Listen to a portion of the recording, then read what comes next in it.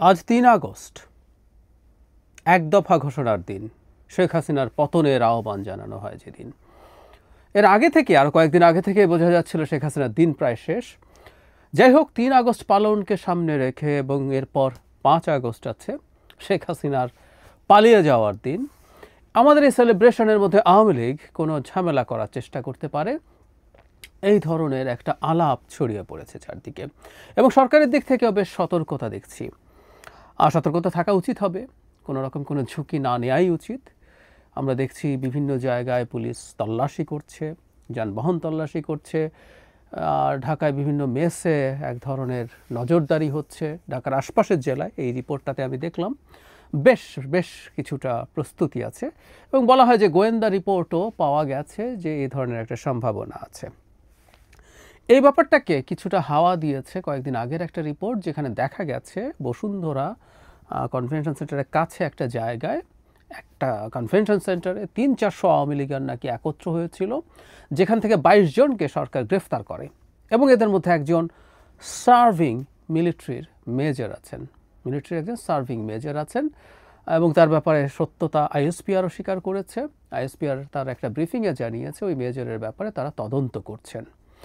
যে মিটিংটা হয় সেখানে খুবই ইন্টারেস্টিংলি তারা নাকি ওখানে এই পরিকল্পনা করছিলেন যে শেখ হাসিনা কোনো একদিন ডাক দেবেন, রিপোর্টে পড়লাম, এবং তখন সারা দেশ থেকে আওয়ামী লীগের লোকজন এসে শাহবাগে জড়ো হবেন, সেখানে দেশকে অচল করে দিয়ে শেখ হাসিনার ফিরে আসার প্রেক্ষাপট তারা তৈরি করবেন। মানে এই সরকারের একরকম পতন, শেখ হাসিনা আবার আসবেন। মানে বাংলাদেশে শেখ হাসিনার কি আর ফিরে আসার কোনো কারণ আছে, কোনো সম্ভাবনা আছে? শেখ হাসিনা নিজেও কি সেটা বিশ্বাস করেন? আওয়ামী লীগের কেউ কি বিশ্বাস করেন? তাহলে আমরা এভাবে যদি বলি, আওয়ামী লীগের কি বাংলাদেশে মেজর স্কেলে কোনো নাশকতার ক্ষমতা আছে? কিন্তু আমরা প্রায়ই দেখি আওয়ামী লীগ এটা করবে ওটা করবে, আওয়ামী লীগে এই ভয় পাচ্ছি ওই ভয় পাচ্ছি, আওয়ামী লীগকে ওটা করে ফেলতে হবে সেটা করে ফেলতে হবে, এই আলাপ চারদিকে ছড়িয়ে পড়ে।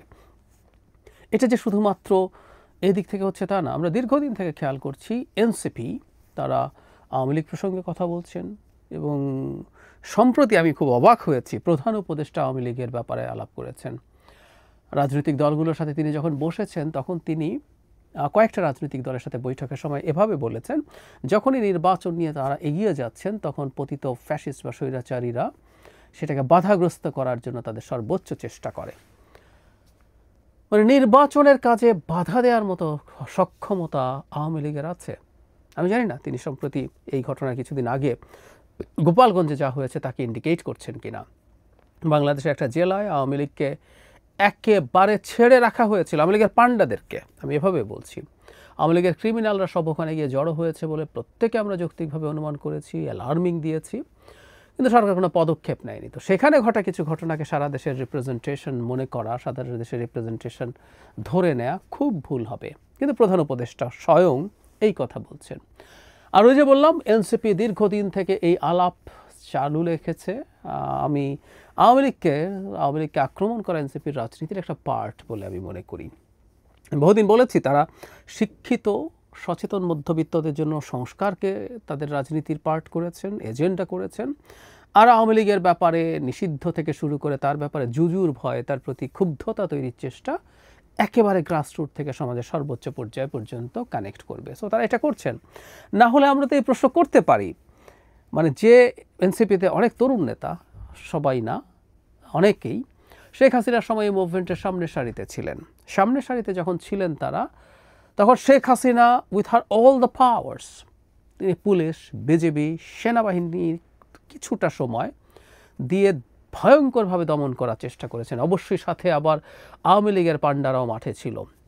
সর্বশক্তিতে নেমে গুলি করে হত্যা করে, শত শত হত্যা করে, হাজার হাজার আহত করে যখন ক্ষমতায় থাকার চেষ্টা করছিলেন, এই তরুণরাই সাহস নিয়ে তার সামনে দাঁড়িয়েছিলেন। এখনকার আওয়ামী লীগকে তাহলে তাদের ভয় পাওয়ার কি আদৌ কোনো যৌক্তিকতা আছে? কোনোভাবে। এই শেখ হাসিনা মৃত, শেখ হাসিনা রাজনৈতিকভাবে মৃত, তার আর কোনো পলিটিক্যাল ভবিষ্যৎ শেখ হাসিনার অন্তত নেই। সেই শেখ হাসিনা মাঝে মাঝে আস্ফালন করেন বিভিন্ন বক্তৃতায়, ওকে হুমকি দেন, তাকে হুমকি দেন, তিনি কোনো অপরাধ করেননি, ওকে এটা করে ফেলবেন, ইউনূসকে দেখে নেবেন, সবার তালিকা করতে বলেন, সমন্বয়কদের তালিকা করো, সমন্বয়কদেরকে দেখে নেবেন, এই ধরনের আলাপ টালাপ করছেন। এগুলো প্রত্যেকটা একটা পরাজিত অক্ষম মানুষের হাস্যকর আস্ফালন, শুনতে মজা লাগে। এবং এই কারণে শুনি আসলে 100 বেকার দোর্দণ্ড প্রতাপশালী একজন স্বৈর শাসক আজ এসব তৃতীয় শ্রেণীর আস্ফালন দেখান। তিনি বিভিন্ন সময় সমাবেশ করতে বলেছেন, মিছিল করতে বলেছেন। আমাদের নিশ্চয় মনে আছে ট্রাম্পের বিজয়ের পর সেটাকে সেলিব্রেট করে তার ছবি নিয়ে মিছিল বলেন, করতে বলেছিলেন। তো সেই মিছিলে হামলা করা হবে সেটা ছবি তুলতে দূরে থাকিয়ে যাতে কেউ প্রস্তুত থাকে সেইটার জন্য ইনস্ট্রাকশন দিয়েছিলেন। তো কয়জন লোক হয়েছিল? হাস্যকর। সুতরাং শেখ হাসিনার আসলে সেই পলিটিক্যাল ক্যাপিটাল আর নেই।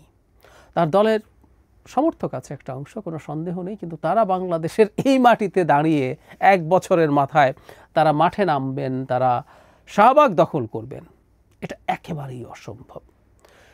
বিচ্ছিন্নভাবে কোনো কোনো জায়গায়, গোপালগঞ্জ হতে পারে, আরও 2-1টা শহরে, 2-1টা জেলায় তাদের ঐতিহ্যবাহী যে শক্তি আছে সেগুলো দিয়ে খানিকটা নাশকতা তাদের করার সক্ষমতা থাকতে পারে, কিন্তু এটা কখনো ওয়াইড স্প্রেড কিছু হবার কোনো সম্ভাবনা নিকট ভবিষ্যতে তো নেই, মধ্যমেয়াদেও নেই, আমরা নিশ্চিত থাকতে পারি।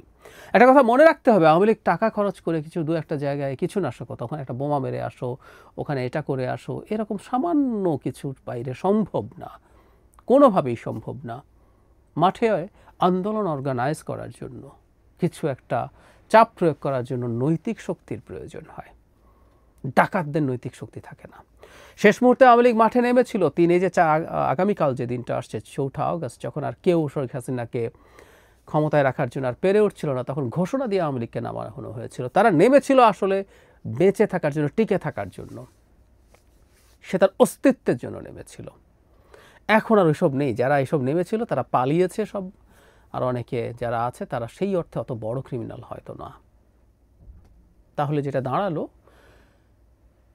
রাস্তায় নামার মতো কেউ আর নেই। আর কে আছে? নৈতিক শক্তিতে যদি বলিয়ান হয়, লক্ষ লক্ষ মানুষ রাস্তায় নেমেছিল জীবন হাতে নিয়ে, জীবন দেওয়ার প্রস্তুতি নিয়ে। নৈতিক শক্তি, কেউ কোনো টাকা দেয়নি, কি হবে এরপরে কেউ কিছু জানে না, কিন্তু নেমে গিয়েছিল। তো আওয়ামী লীগের মতো একটা ডাকাতের দলের সমর্থকও এখনও যারা আছেন, তাদের সেই নৈতিক শক্তির আশপাশেও নেই যে তারা মেজর স্কেলে কিছু করাবেন। টাকা খরচ করে কিছু হতে পারে, তবে হ্যাঁ, একটা সতর্কতা আমাদের দরকার, এটা শুধু আওয়ামী লীগ না, ভারতও খুব খুশি না। ভারতও বাংলাদেশে এই ধরনের সময়ে কোনো না কোনো নাশকতার পরিকল্পনা করতে পারে। তাদের গোয়েন্দা সংস্থা, আমাদের এই ব্যাপারগুলোতে সতর্ক থাকা দরকার আছে। কিন্তু যে কথাটা বলছিলাম, কেন এই জুজুর ভয় তৈরি করার চেষ্টা করা হয় আওয়ামী লীগকে নিয়ে, আমি ধারণা করি এটা হচ্ছে এক ধরনের সলিডারিটি তৈরির জন্য। সরকার যখনই ফিল করে সরকারের প্রতি জনসমর্থন কমে যাচ্ছে, নিশ্চিতভাবে বাংলাদেশের ইতিহাসে প্রায় বলতাম কোনো দিনও আর এত সমর্থনের সরকার আসেনি এবং আসবেও না। একটা নির্বাচনে নির্বাচিত সরকার 40-50% পর্যন্ত ভোট পায়, কিন্তু এই সরকারটা আওয়ামী লীগের সমর্থক কিছু লোক ছাড়া সকল মানুষের সমর্থন নিয়ে এসেছিল। কিন্তু এই মুহূর্তে যেটা দাঁড়িয়েছে, সমর্থন অনেক কমে গেছে, অথবা সমর্থনের শক্তি কমেছে। যিনি সমর্থন করতেন তার সমর্থনের ধরন, তার সমর্থনের শক্তি কমে গেছে, আর অনেকে সমর্থনই করছেন না। ফলে যখনই সলিডারিটির প্রশ্ন আসে, আপনি যখন একটা বহিঃশত্রু দেখাতে পারেন, তখন সেই সলিডারিটিটা স্ট্রঙ্গার হয়। আমি মনে করি সাম্প্রতিক সময়ে সরকার এই ভয় থেকেই এই কাজটা করছে, এবং এমনকি স্বয়ং প্রধান উপদেষ্টাও এই আলাপ সামনে এনেছেন। আর এনসিপিতে তার রাজনীতি করছে, তার রাজনীতির জন্য আওয়ামী লীগ ব্যবহৃত হচ্ছে, এটা তার কাজে লাগে। আমি এই রাজনীতি করাকে খুব নেগেটিভলি দেখিও না।